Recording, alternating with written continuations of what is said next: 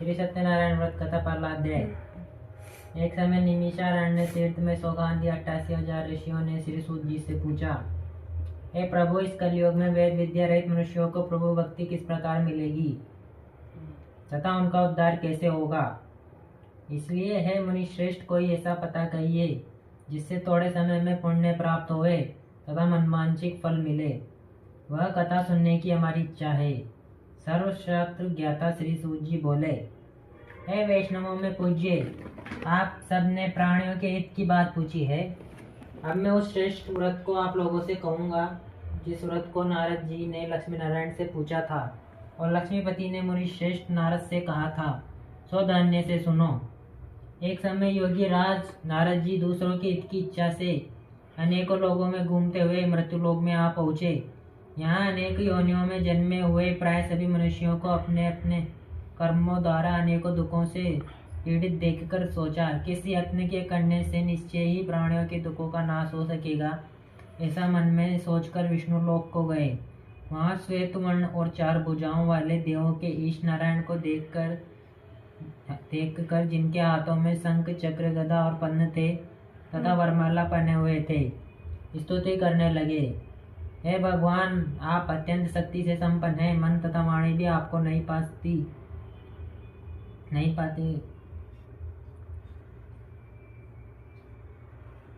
मन में तथा वाणी भी नहीं आपको नहीं पा सकती। आपका आदि मध्य अंत नहीं है। निर्गुण स्वरूप सृष्टि के आदिभूति व भक्तों के दुखों को नष्ट करने वाले हो, आपको मेरा नमस्कार। नारद जी से इस प्रकार की स्तुति सुनकर विष्णु भगवान बोले, हे मुनि श्रेष्ठ, आपके मन में क्या है? आपका किस काम के लिए आगमन हुआ है? निसंकोच कहो। तब नारद मुनि बोले, मृत्यु लोक में सब मनुष्य जो अनेकों योनि में पैदा हुए हैं, अपने अपने कर्मों के द्वारा अनेक प्रकार से दुखी हो रहे हैं। हे नाथ, मुझ पर दया रखते हो तो बतलाइए कि उन मनुष्यों के सब दुख थोड़े से ही प्रयत्न से कैसे दूर हो सकते हैं। हे नारद, मनुष्य की भलाई के लिए तुमने बहुत अच्छी बात पूछी है। अब मैं उस श्रेष्ठ व्रत को तुम लोगों से कहूंगा जिस काम के करने से मनुष्य मोह से छूट जाता है, वह मैं कहता हूँ। सुनो, बहुत पुण्य देने वाला स्वर्ग तथा मृत्युलोक दोनों में दुर्लभ एक उत्तम व्रत है। आज मैं प्रेमवंश होकर तुमसे कहता हूँ। सत्यनारायण का यह व्रत अच्छी तरह विधि पूर्वक करके मनुष्य आए प्रश्न यहाँ सुख भोग कर मरने पर मोक्ष को भी प्राप्त होता है। श्री भगवान के वचन सुनकर नारद मुनि बोले कि उस व्रत का फल क्या है, क्या विधान है और किसने यह व्रत किया है और किस दिन यह व्रत करना चाहिए, विस्तार से कहिए।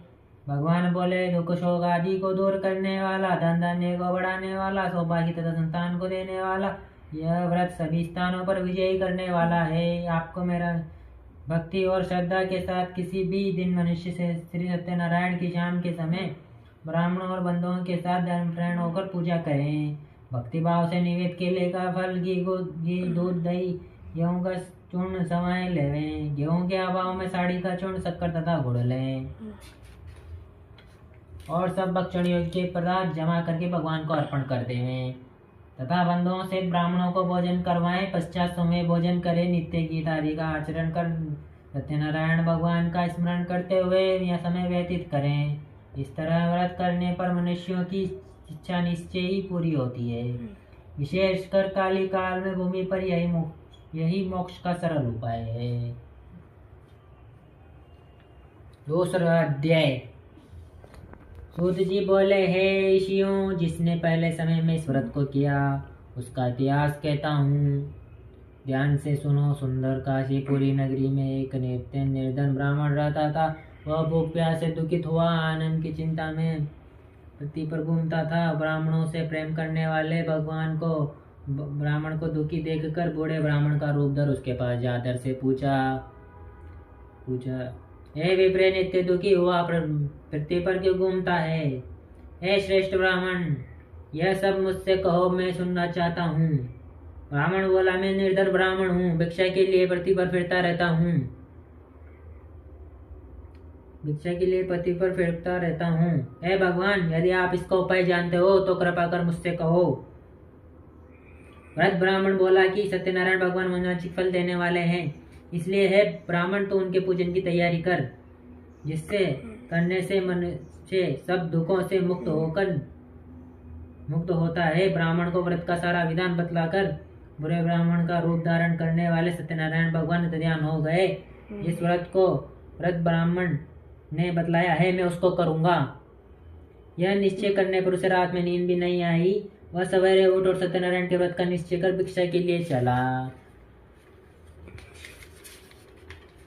उस दिन भी उसको भिक्षा में बहुत धन मिला, जिससे बंधुओं के साथ उसने धर्मपरायण होकर सत्यनारायण का व्रत किया। इसके करने से ब्राह्मण सब दुखों से छूट कर अनेक प्रकार की संपत्तियों से युक्त हुआ।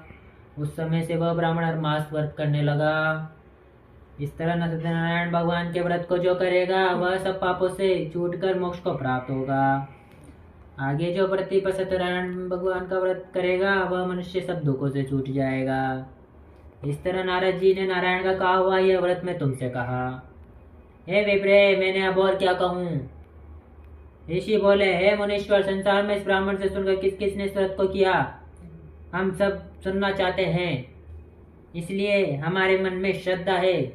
सूत जी बोले, मुनियों, जिसने इस व्रत को किया है वह सब सुनो। एक समय एक ब्राह्मण धन और ऐश्वर्य के अनुसार बंधुओं के साथ व्रत करने को तैयार हुआ। उसी समय एक लकड़ी बेचने वाला बूढ़ा आदमी आया और बाहर लकड़ियों को रखकर ब्राह्मण के मकान में गया। प्यास से दुखी लकड़हार उनको व्रत करते देखकर ब्राह्मण को नमस्कार करके कहने लगा कि आप ये क्या कर रहे हैं और इसके करने से क्या फल मिलता है, कृपा कर मुझसे कहो। ब्राह्मण ने कहा, सब मनोकामनाओं को पूरा करने वाला सत्यनारायण भगवान का व्रत है। इसकी कृपा से मेरे यहाँ धन धान्य आदि की वृद्धि हुई है। और हे ब्राह्मण से इस व्रत के बारे में जानकर लकड़हार बहुत प्रसन्न हुआ और चढ़ना मत ले और प्रसाद खाने के बाद अपने घर को गया। लकड़हारे ने अपने मन में इस प्रकार का संकल्प किया कि आज ग्राम में लकड़ियां बेचने से जो धन मिलेगा उससे सत्यनारायण देव का उत्तम व्रत करूंगा। यह मन में विचार कर वह बूढ़ा आदमी लकड़ियां अपने सिर पर रखकर जिस नगर में धनवान लोग रहते थे उसे से सुंदर नगर में गया। उस रोज वहां पर उसे उन लकड़ियों का दाम पहले दिनों से चौगुना मिला। तब वह बूढ़ा लकड़हार दाम ले और अति प्रसन्न हो पक्के की खेली, फली, शक्कर, घी, दूध, दही और गेहूं का चूर्ण इत्यादि सत्यनारायण भगवान की व्रत की कुल सामग्रियों को लेकर अपने घर गया। फिर उसने अपने भाइयों को बुलाकर विधि के साथ भगवान का पूजन और व्रत किया। उस व्रत से के प्रभाव से बूढ़ा लकड़हार धन पुत्र आदि से युक्त हुआ और संसार के समस्त सुख भोग कर वैकुंठ को चला गया। तीसरा अध्याय। सूत जी बोले, हे श्रेष्ठ मुनियों, अब आगे की कथा कहता सुनो। पहले समय में एक उल्कामुख नाम का एक विद्यमान राजा था। वह सत्य वक्ता और जितेंद्रिय था। प्रतिदिन देव स्थानों पर जाता था तथा गरीबों को धन देकर उनके कष्ट दूर करता था। उसकी पत्नी कमल के समान मुख वाली सती साध्वी थी। भद्रशिला नदी के तट पर दोनों ने सत्यनारायण का व्रत किया। धन तथा उस समय में वहाँ एक साधु वैश्य आया। उसके पास व्यापार के लिए बहुत सा धन था। वह नाव को किनारे पर ठहराकर राजा के पास गया और राजा को व्रत करते हुए देखकर विनय के साथ पूछने लगा, हे राजन, भक्ति तो चिंत से आप ये क्या कर रहे हैं, मेरी सुनने की इच्छा है, तो आप मुझे बताइए। राजा बोला, हे साधु, अपने बंधुओं के साथ पुत्रादि की प्राप्ति के लिए मां शक्तिवान सत्यनारायण भगवान का व्रत पूजन किया जा रहा है। राजा के वचन सुनकर साधु आदर से बोला, हे राजन, मुझसे इसका सब विधान कहो। मैं भी आपके कथानुसार इस व्रत को करूंगा। मेरे भी कोई संतान नहीं है और इससे निश्चय ही होगी। राजा से सब विधान सुन व्यापार से निर्वृत्त हो वह आनंद के साथ घर गया। साधु ने अपनी स्त्री से संतान देने वाले उस व्रत का समाचार सुनाया और कहा कि जब मेरे संतान होगी तब मैं इस व्रत को करूंगा। साधु ने ऐसे वचन अपनी स्त्री लीलावती से कहे। एक दिन उसकी स्त्री लीलावती पति के साथ आनंद को संसारी धर्म में प्रवृत्त होकर सत्यनारायण भगवान की कृपा से गर्भवती हो गई तथा 10वें महीने में एक सुंदर कन्या का जन्म हुआ। दिनों दिन वह इस तरह बढ़ने लगी जैसे शुक्ल पक्ष का चंद्रमा बढ़ता है।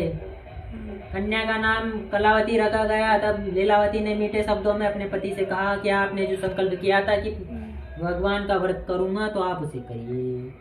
साधु बोला, हे विप्रे, इसके विवाह पर करूंगा। इस प्रकार अपनी पत्नी को आश्वासन दे वे नगर को गया और कलावती पितृगृह में वृद्धि को प्राप्त हो गई। साधु ने जब नगर में सखियों के साथ अपनी पुत्री को देखा तो तुरंत दूत बुलाकर भेजा कि पुत्री के वास्ते कोई सुयोग्य माणिक पुत्र को लाओ। साधु की आज्ञा पाकर दूत कंचन नगर पहुंचा और वहां बड़ी खोज और देखभाल कर लड़की के लिए कोई सुयोग्य माणिक पुत्र को ले आया। सुयोग्य लड़के को देखकर साधु ने अपने बंधुओं से प्रसन्नताचित अपनी पुत्री का विवाह उसके साथ कर दिया।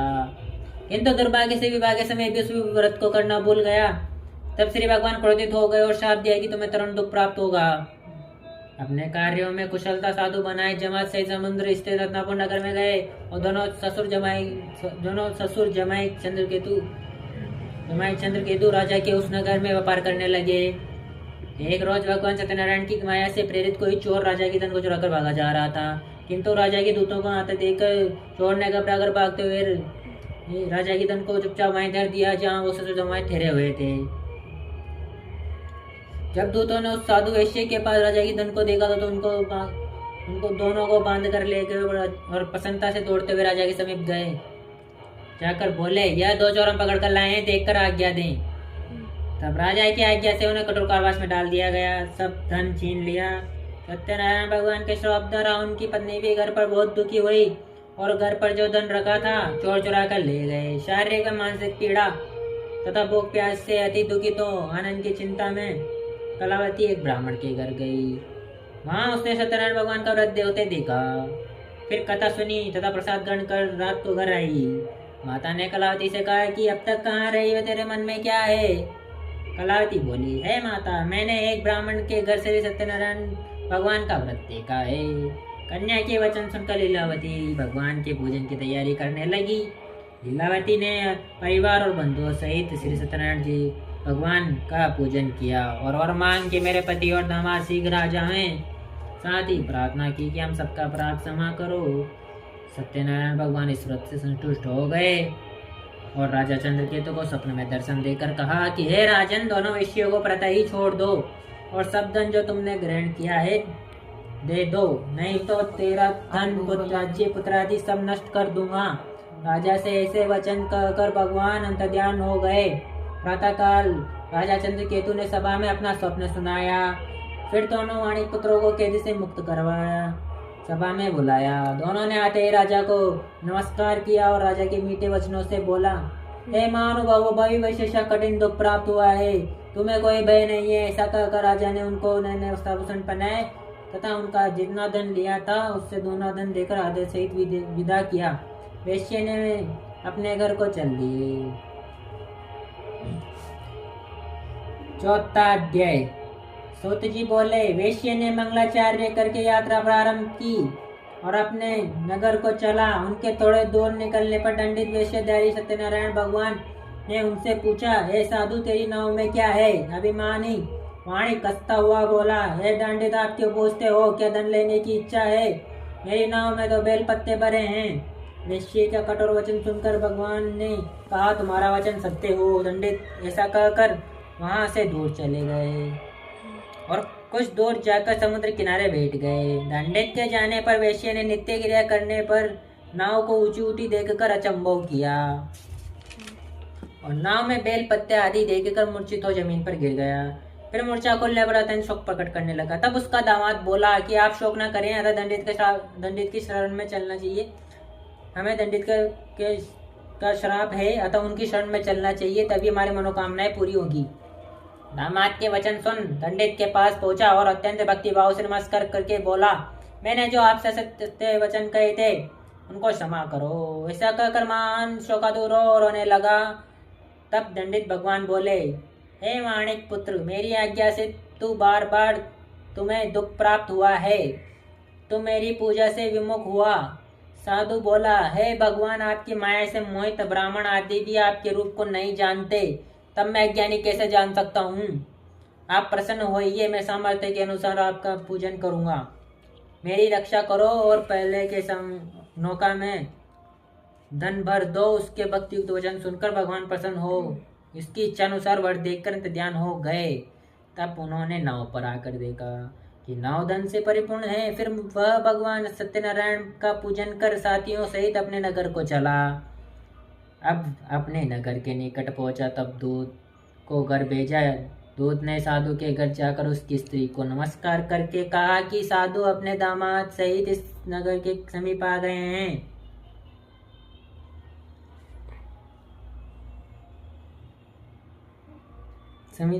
इस नगर के समीप आ गए हैं। ऐसा वचन सुन साधु की स्त्री बड़े हर्ष के साथ सत्यदेव का पूजन कर माता से कहा कि मैं अपने पति के दर्शन को जाती हूँ, तो कार्य पूर्ण कर शीघ्र आ। ऐसे वचन सुनकर कलावती प्रसाद को छोड़कर पति के पास गई। प्रसाद की अवज्ञा के कारण सत्यदेव रुष्ट हो गए। उसके पति को नाव सहित पानी में डुबो दिया और कलावती अपने पति को न देखकर रोती हुई जमीन पर गिर गई। इस तरह नौका को डूबा तथा कन्या को रोता हुआ देख साधु दुखित हो बोला, हे प्रभु, मुझसे या मेरे परिवार से जो भूल हुई है उसे क्षमा करो। उसके दीन वचन सुनकर सत्यदेव प्रसन्न हो गए। आकाशवाणी हुई कि हे साधु, तेरी कन्या मेरे प्रसाद को छोड़कर आई है, इसलिए इसका प्रति अदृश्य हुआ है। यदि वह घर जाकर प्रसाद खाकर लौटे तो उसे पति अवश्य मिलेगा। ऐसी आकाशवाणी सुनकर कलावती अपने घर गई। पहुंचकर प्रसाद खाया, फिर आकर पति के दर्शन किए। साधु ने बंधु से सत्यदेव का विधि पूर्वक पूजन किया और उस दिन से वह पूर्णिमा को सत्यनारायण का पूजन करने लगा। फिर इस लोक का सुख भोग कर अंत में स्वर्गलोक को गया। 5वां अध्याय। सूत जी बोले, हे ऋषियों, मैं और भी कथा कहता हूँ, सुनो। प्रजापालन में लिंगदुज नाम का राजा था। उसने भी भगवान के प्रसाद को त्याग कर बहुत दुख पाया। एक समय वन में जाकर वन्य पशुओं को मारकर बड़ के पेड़ के नीचे आया। वहां उसने ग्वालों को भक्तिभाव से बंधुओं सहित सत्यनारायण जी का पूजन करते देखा। राजा देख कर भी अभिमानी वंशवा नहीं गया और न ही नमस्कार किया। तब ग्वालों ने भगवान का प्रसाद उसके सामने रखा तो वो प्रसाद की अवज्ञा के कारण अपनी सुंदर नगरी को गया। वहीं उसने अपना सब कुछ नष्ट पाया। तो वह जान गया कि ये सब भगवान ने किया है। तब वह विश्वास कर ग्वालों के पास गया और विधि पूर्वक पूजन कर प्रसाद खाया और सत्यदेव की कृपा से पहले जैसा था वैसा ही हो गया। फिर दीर्घ काल तक सुख भोग कर मरने पर स्वर्गलोक को गया। जो मनुष्य इस परम दुर्लभ व्रत को करेगा, भगवान की कृपा से उसे धन धन्य की प्राप्ति होगी। निर्धन धनी बंधन से मुक्त होकर निर्भय हो जाता है। संतानहीनों को संतान प्राप्ति होती है तथा सब मनोरथ पूर्ण होकर अंत में वैकुंठ धाम को जाता है। जिन्होंने पहले समय इस व्रत को किया, अब उनके दूसरे जन्म की कथा कहता हूँ। व्रत शांतनु ब्राह्मण ने सुदामा का जन्म लेकर मोक्ष को पाया। उल्कामुख नाम का राजा दशरथ होकर वैकुंठ को गया। साधु नाम के वैश्य ने मोरध्वज बनकर अपने पति को आरे से चीर कर मोक्ष को प्राप्त हुआ। महाराजा तुंगध्वज ने समय कर भगवान के भक्ति युक्त कर्म कर मोक्ष को पाया। आजा ऊपर आजा।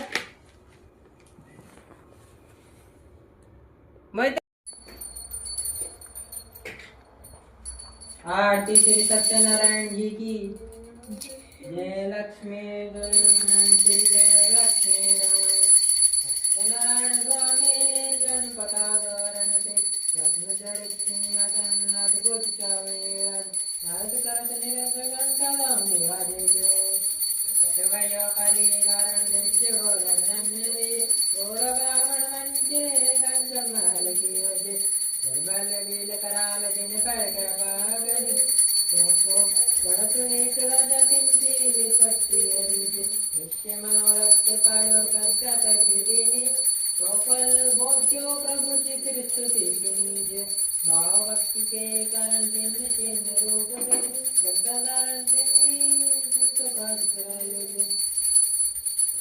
भगवान मनमान की फल बिना दिन दयाल कड़क प्रसाद गवाय करनी पड़े मेवा यो करी बचंती जरा दे सत्य दे